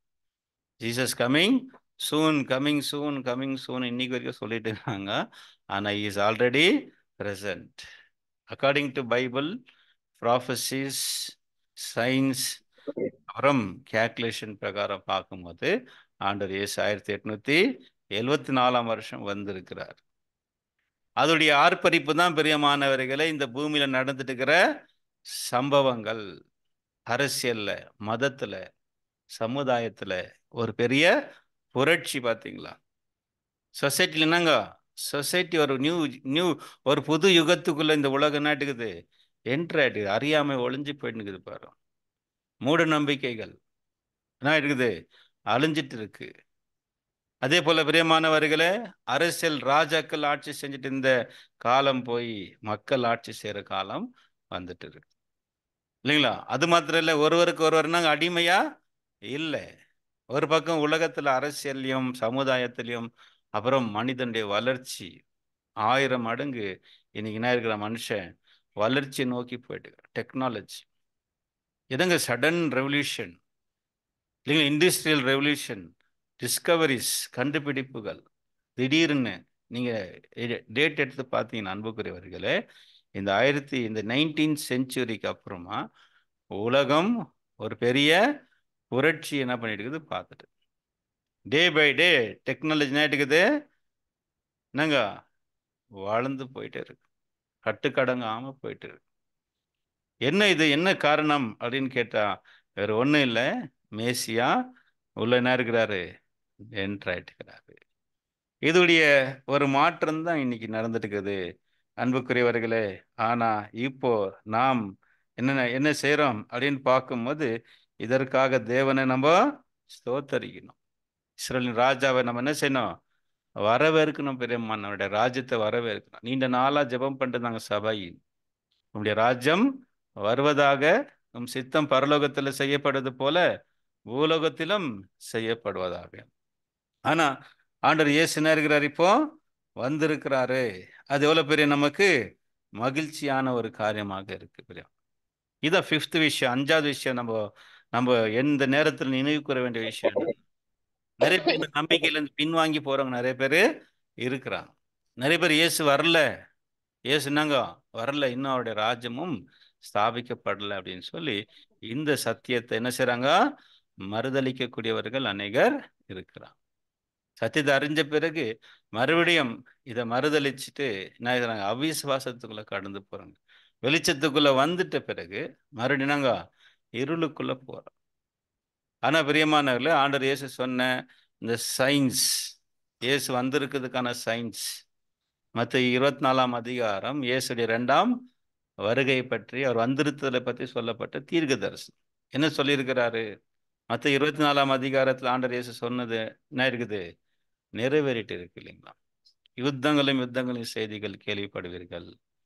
இதெல்லாம் அவர் வந்ததுக்கான அடையாளங்கள், இயேசு வந்ததுக்கான அடையாளங்கள். பஞ்சங்கள், கொலை நோய்கள், பூமி அதிர்ச்சிகள் பல இடங்களில் உண்டாகும். இவைகள்லாம் வேதனைக்கு ஆரம்பம், அவர் வந்திருக்கிறதுக்கான ஆரம்பம். அது மாத்திரம் இல்ல அன்புக்குரியவர்களே, இன்னொரு விஷயம் சொல்ற, அத்தி மரம் துளிர் விடுவதை நீங்கள் காணும்போது அவர் சமீபமாய் வாசல் அருகே வந்துட்டாரு. இஸ்ரேல் இஸ்ரேல் தேசம்தான் நாங்க ஒரு கண்கூடான ஒரு ஒரு சாட்சியா இருக்கு, ஒரு சைன். அழிஞ்சு போன ஒரு நாடு பிரியமானவர்களே எப்படி மறுபடியும் ஒரு நாடாக உருவாயிருக்கு இல்லைங்களா? இன்னைக்கு உலகத்தையே நாங்க கலக்கிட்டு இருக்கிற ஒரு தேசமாக இருக்கு. என்ன காரணம்? வேற ஒண்ணும் இல்லை, ஆண்டவர் இயேசு நாங்க யூதர்களோட இஸ்ரவேலோட நிற்கிறார் இல்லைங்களா? பிரியமான தான் தானியேல நம்ம 12ஆம் அதிகாரத்திலே வாசிக்கிறோம். உன் ஜனத்தின் புத்திரருக்காக நிற்கிற பெரிய அதிபதியாக மிகாவேல் அக்காலத்துல எழும்புவான். இன்னைக்கு ஏங்க இஸ்ரேல வந்து ஜெயிக்க முடியாம இருக்கு? எத்தனை யுத்தங்கள் பண்ணாங்க.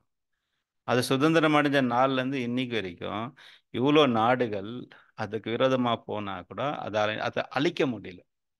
அதாவது இஸ்ரேல் நாட்டை என்ன பண்ண முடியல பாருங்க. அரபு நாடுகள்லாம் சேர்ந்து இஸ்ரேல் சுதந்திரம் பெற்ற மறுநாளே அவங்கள என்னங்க அப்படியே மெடிட்டரேனியன் சீல அப்படியே அவங்கள தள்ளிடணும், அப்படியே இஸ்ரேல் தேசத்தை அழிச்சு போடணும்னு நினைச்சாங்க.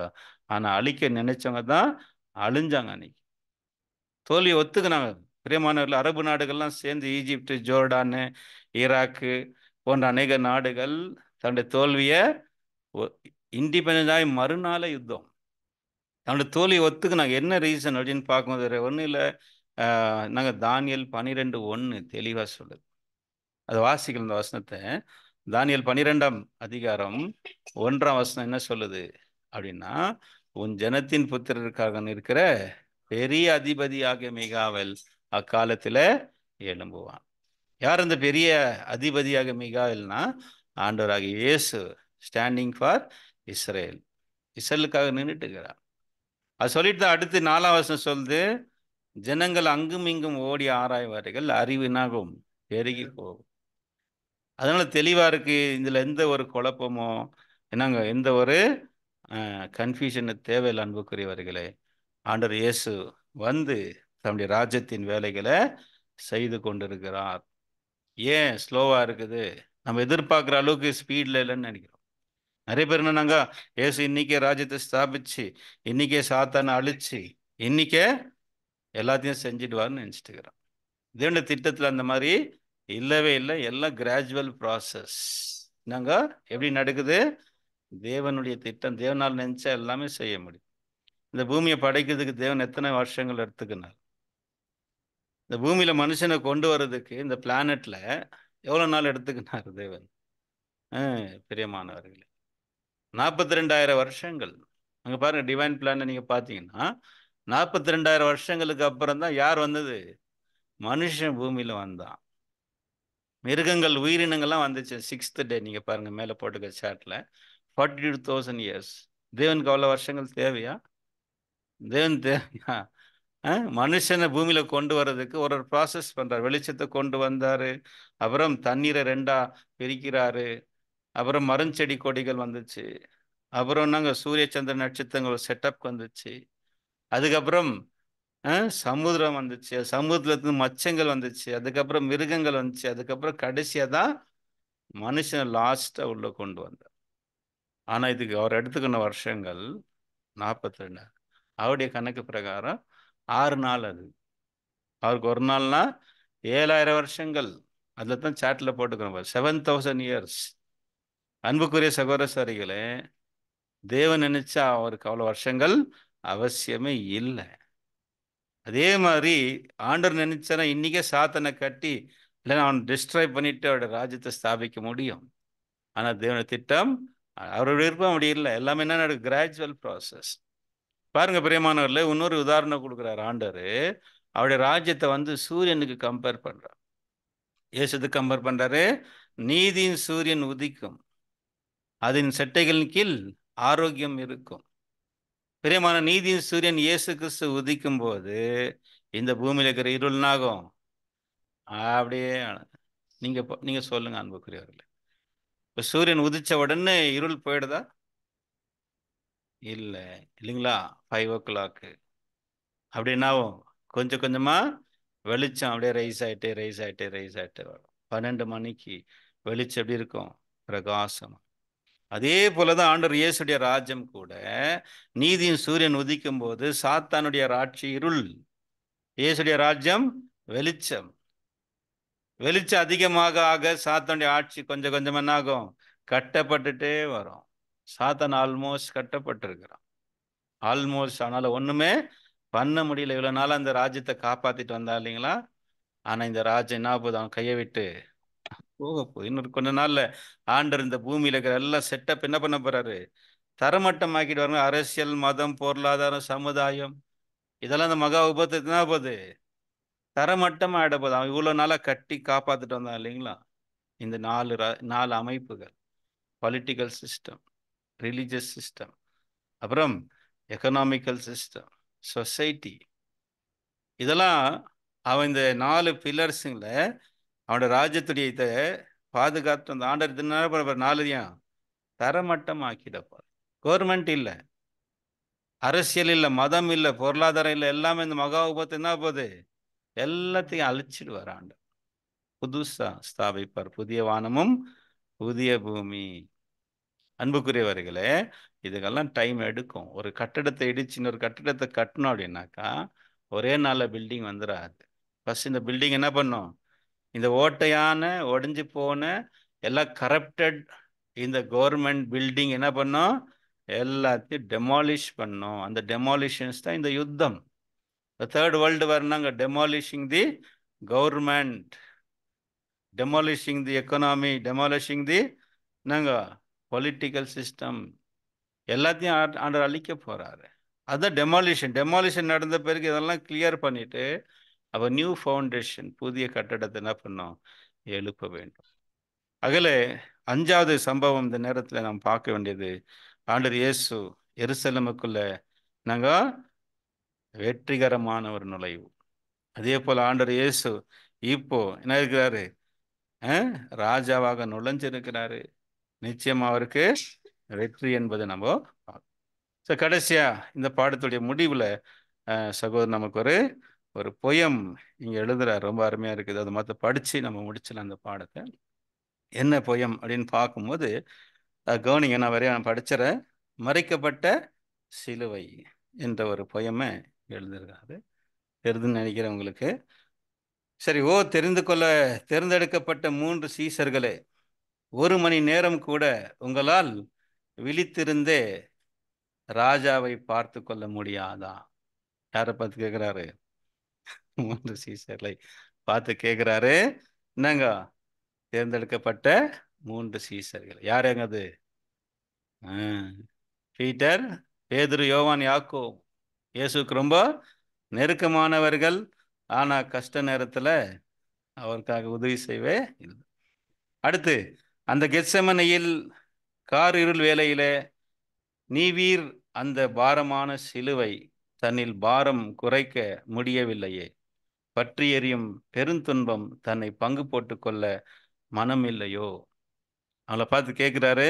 கெத்செமனில அந்த காரிருள் வேலையில அந்த பாரமான சிலுவையில நாங்கள் அதை குறைக்க முயலவில்லையே.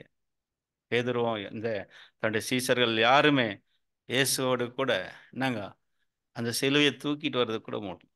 யார் வந்ததுங்க? சிரேன ஊரனாகிய சீமோன். அவர் இயேசுடைய சீசர் அல்ல, இல்லைங்களா? போர்ஸ் பண்ணி அவர் மேல என்ன பண்ணாங்க? அந்த சிலுவையை வைத்தாங்க. அவரால் அது சுமக்கவும் அவர்கிட்ட பலம் இல்லை. பிரியமான சகோதரர்களே, அதான் அந்த சிலுவையை பங்கு போட்டுக்கிறதுக்கும் அவங்களுக்கு என்ன இல்லைங்களா? மனசு இல்லையோ? ஐயகோ ஐயகோ, உங்கள் கண் இமைகள் பெருந்தூக்கத்தினால் கலந்து கலந்து விட்டதே, கனத்து விட்டதே. நீங்கள் எல்லாம் களைப்பினாலே, பெருந்தூக்கத்தினாலே கலந்து விட்டதே. நீங்கள் எல்லாம் களைப்பினாலே தூங்கி விட்டீரே. இது அவங்களுக்கு சொல்ற மாதிரி இருக்கு இல்லைங்களா? பிரியமானவர்கள, இது நமக்கு நம்ம பொருத்திப்பார். நம்ம கூட இந்த காலகட்டங்கள்ல, அதாவது இப்ப என்ன செய்யணும்? விழித்திருந்து இயேசுக்காக பாடுகளை சகிக்கணும். சிலுவை எடுத்துட்டு அவரை பின்பற்ற வேண்டிய இந்த நேரத்துல நீங்க என்ன பண்ணிக்கிறீங்க? பெரும் தூக்கத்துல, நல்ல ரெஸ்ட்ல இருக்கிற எல்லாத்துக்கும் ஓய்வு கொடுத்துட்டுக்கிறோம். எல்லாத்துக்கும் நாங்க எல்லாத்துக்கும் ரெஸ்ட். கொஞ்சம் என்ன பண்ணலாம்? நல்லா தூங்கலாம். அப்படின்னாக்கா எதுல ஈடுபாடு இல்லாம இருக்குது? கர்த்தருடைய வேலையில, இல்லைங்களா, மீட்டிங்ல, எதுக்குமே ஒரு ஈடுபாடு இல்லாம கொடுக்கு. அதுங்க சொல்றாரு, என்னங்க? ஐயகோ ஐயகோ, உங்கள் கண்ணிமைகள் பெருந்தூக்கத்தினாலே கனத்து விட்டதே. நீங்கள் எல்லாம் களைப்பினாலே, பெருந்தூக்கத்தினாலே கனந்து விட்டதே. நீங்கள் எல்லாம் களைப்பிலே தூங்கிவிட்டீரே. எனவே களைப்படைந்த சகோதரரே, இப்பொழுது நிம்மதியாக உறக்கம் கொள்வீர். என்ன பண்ணமா? நல்லா ஆண்டவர் 3வது முறை வந்து சீசர்ல பார்த்து என்ன பண்ணாரு? இப்போது நித்திரை பாணி இலை பாருங்க, இல்லைங்களா அப்படின்னு சொல்லிட்டாரு. பாரு, 3 முறை வந்து கேட்கிறாரு. என்ன சொல்றாரு? 1 மணி நேரமாவது நீங்க ஜபிக்க கூடாதான்னு கேட்க, இல்லைங்களா? அவரை உறக்கம் கொள்வீர், ஓய்வு கொள்வீர். ஓ பரலோக தூதனின் இறகுகளை தாமே மறைக்கப்பட்ட சிலுவை தனில் பாரம் குறைக்க உதவியது. என்ன நடந்துச்சுங்க? அப்போ ஆண்டவர் இயேசு ஜெபம் பண்ணும்போது யார் வந்ததுங்க? அங்க ஒரு தூதன் வந்து அவரை பலப்படுத்தினார், அவருக்கு பலம் கொடுத்தார். மறுநாள் அவர் சந்திக்க போகிற அந்த போராட்டத்தை அவரு என்னங்க சுமப்பதற்கு வேண்டிய பலம் அவர் அப்ப பெற்றுக்கொண்டார். உங்கள் எஜமான் பலம் பெற்றாரு, வேறோர் சிலுவையை சுமக்கவே ஆயத்தமாகி விட்டாரு. கெத்செமனே என்ன ஆயிடுச்சுங்க? அவருக்கு அந்த தூதன் வந்து பலப்படுத்தணும், ரெடி ஆயிட்டாருங்க அவர். அது வரைக்கும் அந்த அந்த 3 டைம்ஸ் ப்ரேயர் பண்ணார் பார்த்தீங்களா? இந்த 3 முறை என்னங்க? முகம் குப்புற விழுந்து, பிதாவை இந்த பாத்திரம் என்னை விட்டு நீங்க கூடுமானால் நீங்கும்படி செய்யும் சொல்லி 3 டைம்ஸ் ஜெபம் பண்ணிட்டு ரொம்ப ஒரு கஷ்டத்துல இருந்தார் ஆண்டவர். அதுக்கப்புறம் தேவதூதன் அவருக்கு பதில் கிடைச்ச பிறகு ரெடி ஆயிட்டாரு, வாங்க போலாம் அப்படின்ட்டு அங்கேருந்து கிளம்புறாரு இல்லைங்க, நாங்கள் அரெஸ்ட் பண்றோம். பாருங்க, கல்வாரிக்கு கொண்டு செல்ல அந்த சிலுவை மிக பாரமாகும். கல்வாரிக்கு கொண்டு செல்ல அந்த சிலுவை மிக பாரமாகும். ரோம போர் வீரர் ஆசீர்வதிக்க பெற்றவர் தோளில் சுமத்திய மர சிலுவையா? இயேசுக்கு அந்த மர சிலுவையா பாரமா இருந்துச்சு அப்படின்ற ஒரு கேள்வி எழுப்புறார். நிச்சயமா இயேசுவுக்கு அந்த சிலுவையை சுமக்கிறது ஒரு பாரமா இருந்திருக்குமா அப்படின்ற ஒரு கேள்வி எழுப்பும் போது, இல்லை இல்லை, நாங்க இல்லை, இல்லை இல்லை, அது பாரமா பார பார்க்க அது பார்க்கவியல, கண்ணுக்கு தெரியாத மறைக்கப்பட்ட சிலுவை தானே. என்னங்க அது? அது கண்களால பார்க்க முடியாத சிலுவை தான் இயேசுக்கு என்ன வந்துச்சு, பாரமாகுது. இது மறைக்கப்பட்ட சிலுவை. அதுவே அவரை பூமியின் மேலே மிக பாரமாகவே அழுத்தி நசுக்கியது. இந்த சிலுவையில், இந்த மர சிலுவையில இயேசுவ பாரமா இருந்தது இல்லைங்களா? ஒரு மறைக்கப்பட்ட சிலுவை தான் அவர் என்ன பண்ணுச்சுங்களா, அழுத்தி நறுக்கியது. வெற்றி இதழ்கள் மென்மையாய் திறந்தது. எனது தந்தையே, எனது தந்தையே, என்னை ஏனோ கைவிட்டீரே. என்ன பண்ணாரா? இயேசுக்கு பாரமா இருந்த சிலுவை, அவரை நெருக்குனது சிலுவை. என்னங்க அது? என் தேவனே, என் தேவனே, ஏன் என்னை கைவிட்டு. எவ்வளவு துயரமா இருந்திருக்கும், கொஞ்சம் யோசனை பண்ணி பாருங்க பெரியமானவர்களே. அதாவது என்னங்க, யுக யுகங்களுக்கு பிதாவுக்கும் இயேசுக்கு இருந்த அன்பு என்னாகுது, தொடர்பு துண்டிக்கப்படுது. இந்த ரிலேஷன்ஷிப் நம்மளால அதை உணர முடியல. நமக்கு அந்த மாதிரி ஒரு அப்பாவும், இந்த மாதிரி ஒரு அன்பான அப்பா நமக்குடைய வாழ்க்கை, நம்மலாம் அபூர்ணமானவங்களா இருக்கிறோம். நம்முடைய அன்பு வந்து என்ன இருக்கு, ஒரு அப்பா ஒரு அப்பா மகனுடைய அன்பு வந்து ஒரு அபூர்ணமா இருக்கு, குறைவா இருக்குது. ஆனா பர்ஃபெக்ட் லவ் என்னன்னு நமக்கு தெரியாது. அதை நம்ம இன்னும் வாழ்க்கையில் நம்ம என்ன பண்ணல, உணரவே இல்லை. ஒரு அபூர்ணமான அப்பாவுடைய அன்பையே நம்ம பெரிதா நம்ம நினைக்கிற நம்ம வாழ்க்கையில, எங்க அப்பா இப்படி இருந்தாரு, எங்க அப்பா அன்பு கூர்ந்தாரு, அவரை பிரிஞ்சு வாழ்றது அவ்வளவு பெரிய கஷ்டமா இருந்திருக்கு. ஆனா பிரியமானவர்களே, இங்க நம்ம பார்க்கும்போது ஆண்டவர் இயேசுக்கு பாரமாக இருந்தது என்னன்னு சொல்றாருன்னா, என் தந்தையே, என் தந்தை ஏன் என்னை கைவிட்டு. அடுத்து சொல்றாரு பாருங்க, பூமி கூட சோகம் அடைந்ததே, அவர் மார்பின் மீதே அதை சுமந்து கொண்டாரே, சூரியன் கூட இருளாய் மாறியது. அந்த 3 hours இல்லைங்களா, 12 to 3 ஆண்டவர் இயேசு கிறிஸ்து பூமி என்னாயிடுச்சுங்க, அந்தகாரம் ஆயிடுச்சு, இருள் இல்லைங்களா. எல்லாம் முடிந்தது, நிறைவேறிற்று, சரிநிகர் சமவிலை கொடுத்தாயிற்று. மறைக்கப்பட்ட சிலுவையோ அந்த அன்பால் தளர்ந்த இருதயம் தன்னை ஊடுருவே குத்தி கிழித்தது. பிரியமானவர்களே, இதெல்லாம் முடிஞ்சா கூட ஆண்டவர் இயேசுவ அந்த என்னங்க, மறைக்கப்பட்ட சிலுவை, அது என்னங்க, தேவன் தன்னை கைவிட்ட அந்த ஒரு அந்த ஒரு விஷயம்தான் ஆண்டவர் இயேசுடைய இதயத்தை என்ன பண்ணிச்சிங்களா, ஊடுருவ கிழித்தது. உன் சிலுவை எடுத்த என்னை பின்பற்றி வா, எஜமான் சொன்னார். ஆம், அவர் உண்மை மனவாட்டியும் ஒரு சிலுவை தன்னை சுமந்தாக வேண்டும் இல்லைங்களா. அவருடைய உண்மை மனவாட்டிகள் என்ன செய்யணுமா, ஒரு சிலுவையை சுமந்தாக வேண்டும். பிரியமானவர்களே, மறைக்கப்பட்ட சிலுவை வாழ்க்கையின் சூழ்நிலை மாற்றங்களால் உருவானதல்ல. அதன் நோய்கள், வலிகள், இழப்புகள், ஏழ்மை, பெருங்கூட்டம், வெளிப்புற பார்வைக்காக அடையாளமாக கொண்டது. இல்லை இல்லை, எனக்கு முன்பாக கடந்து போவார் சென்ற இடுக்கிய பாதையில் சென்றிடுவோம். நாங்கள் கூட பெருந்துன்பம் சுமப்போம். என்ன சிலுவை நம்ம எடுக்க வேண்டியது அப்படின்னா, ஆண்டவருக்காக பெருந்துன்பத்தை நம்ம என்ன செய்யணும், சுமக்க. உலகத்தின் மன உறுதியாய் ஒழுக்கக்கேட்டின் உணர்வுகள் இன்றே மீறப்பட்ட சட்டத்தின் பாவத்தின் சாபத்தின் பாரம் நாம் அவர் அண்டையில் செல்வோம்.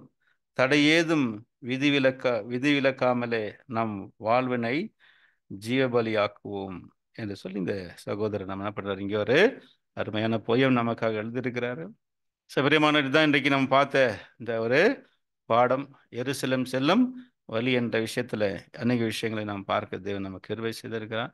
தேவன் தாம் இந்த வார்த்தைகளை ஆசீர்வதிப்பாராக. ஆமென்.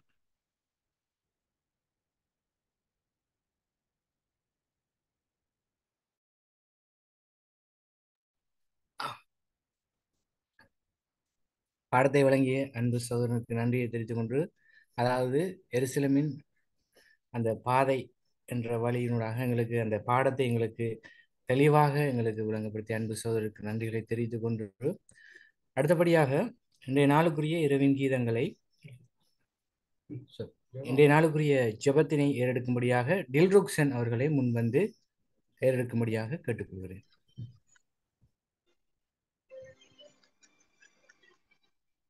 ஜெபம் செய்வோமாக. அன்பும் கிருபை நிறைந்த ஆண்டவரே, பிதாவே, இந்த நாளை துதிக்க தந்த தருணத்துக்காக உமக்கு நன்றி. அப்பா, இந்த விலை மதிப்பில்லாத வசனங்களையும் பாடங்களையும் உங்களுக்கு தருணத்துக்காக உமக்கு நன்றி. அப்பா, இதை நாங்கள் பிரயோஜனப்படுத்தி நாங்கள் இன்னும் இன்னும் இந்த சத்தியத்திலே வளர்றதுக்கு நீங்க எங்களுக்கு கிருபை செய்யுங்கப்பா. அப்பா, இந்த வசனங்களை கேட்டு நாங்கள் யாவரும் இதை அலட்சியப்படுத்தாமல் நாங்கள் இதை வேறொருவருக்கு சொல்லியோ இன்னும் இந்த சத்தியத்துல வளர்றதுக்கு நீங்க எங்களை கிருபையாக நடத்துங்கப்பா. அப்பா, இந்த சத்தியத்தை எங்களை கொண்டு வந்த சகோதரருக்காக நான் ஜெபம் கேட்டு நிக்கிறேனப்பா. அவருக்கு தேவையான அனைத்து காரியங்களையும் நீர் சரியா நடத்துங்கப்பா. அவருடைய குடும்பத்தை கண்ணோக்கி பார்த்தருங்க பிதாவே. இன்றைய தினம் இந்த கூட்டத்துக்கு வர முடியாத சகோதர சகோதரிகள் அனைத்து யாவரையும் வரும் காலங்களிலே நீர் ஒன்று கூட்டி சேர்த்தருங்கப்பா. எல்லாவற்றையும் இயேசு கிறிஸ்துவின் நாமத்திலே ஜெபம் கேட்டு நிக்கிறேன் நல்ல பிதாவே. ஆமென். ஜெபத்தினை ஏறெடுத்த அன்பு சகோதரனுக்கு நன்றிகளை தெரிவித்துக் கொண்டு,